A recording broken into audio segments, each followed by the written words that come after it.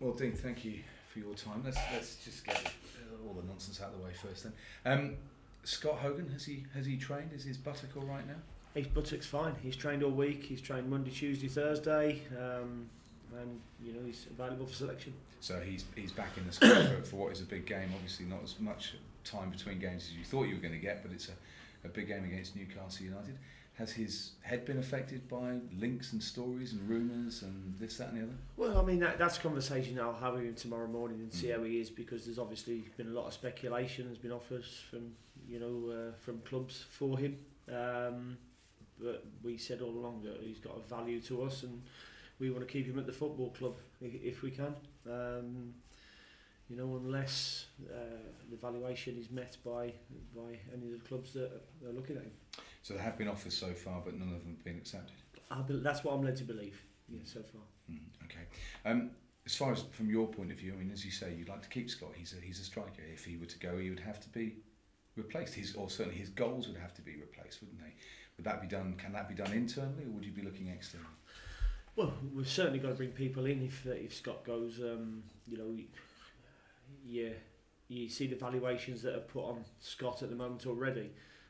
We haven't got that sort of money to go and get somebody in. So what we would have to do is we've been looking throughout just in case anything did happen. Yep. So we've got a number of different options, but as is the January window, it becomes funny time, and it becomes very difficult. But there's options out there that we will pursue if anything happens. As a character, though, what I assume that he's the sort of individual that will just be able to put this to one side and concentrate on his football. He looks like he's very driven on when he is out there on the pitch, that he's got one focus in mind.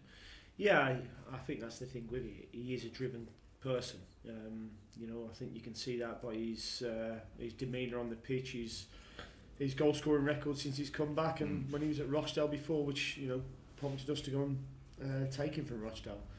So I fully expect him to want the opportunity to go and score a hat-trick against Newcastle and show people who may question his credentials for Premier League that he can do it. And just finally, in regards to ins and outs, obviously, when it comes to ins for you, are outs necessary before you can bring in financially and just sort of space-wise squad? They're not necessary, but we've got what we feel is quite a balanced squad. If people come in, then people would go out. What you don't want to do is stockpile a squad, because then you have too many players who are left unhappy because they're not involved. So for us it probably would be ins and outs. You mentioned obviously it's a big game, Newcastle United, massive challenge. They're a team that are focusing on getting themselves promoted the first time of asking, and taking on you from a managerial point of view, taking on a man who's won everything virtually in the game. I mean, it's a great challenge from a coaching point of view between the two dugouts. Yeah, I mean it's a great challenge. I mean, I didn't think we played that well when we went to Newcastle, so it was a disappointment. But it was enjoyable going in to the office and sharing a glass of claret with Rafa after and just speaking to him. And it's a game for us to test our wits now. And again, we're in a recent bit of form.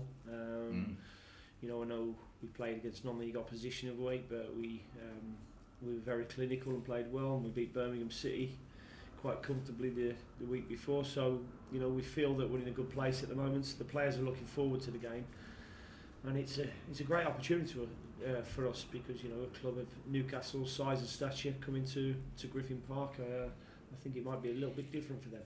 And the opportunity on Saturday that the game gave you against Eastleigh, not just for confidence for players scoring goals or setting up goals like Lasso, it was an important goal I think for him, wasn't it? But also just the way that your team went about playing their football, really showing that the style that you want to impose on games as often as you possibly can. Yeah, I mean we started the game ever so well. We kept the ball really well, but our movement was what it should be, and it showed then the gulf between the two teams. It was great for the likes of Lasser to get his goal and remain, but some of the movement and interplay was excellent, and you know, that's what we have to take from that game and move on to the next game. Did the rescheduling of the game have any sort of effect on you? Because obviously you would have been planning for a Monday, you would have had your training schedule worked out, or has it not had that major effect? No, I mean, we had two possibilities anyway. You know, so it just returned to a normal week without having no midweek game. It just went to a Saturday game. So, you know, it's been a perfectly normal week for us, for the players. You know, and it gives us an extra couple of days, you know, to prepare for the Wigan game as well. Yeah, and just talking about Rafa, I mean, a lot of people were speculating when he was unable to keep Newcastle up, whether he would stay, whether he'd go on to another top flight club. He seems to have, you know, obviously fallen for Newcastle, but he's also some managers who maybe not have experienced the Championship and the relentlessness of Football League, the Football League sort of roster of games. He seems to have not. He seems to have just got on with it. Have you got sort of admiration from that point of view? For a man who's, you know, he's been up there, so, you know, managed in all the leagues that he's had. He's gone, right, let's roll my sleeves up and get on with it. Yeah, I mean, for me, I think there was admiration when he continued taking the job with Newcastle when they went to the Championship, because I'm sure he wouldn't have been short of offers in top leagues throughout Europe, you know, such as his standing in the game as a coach.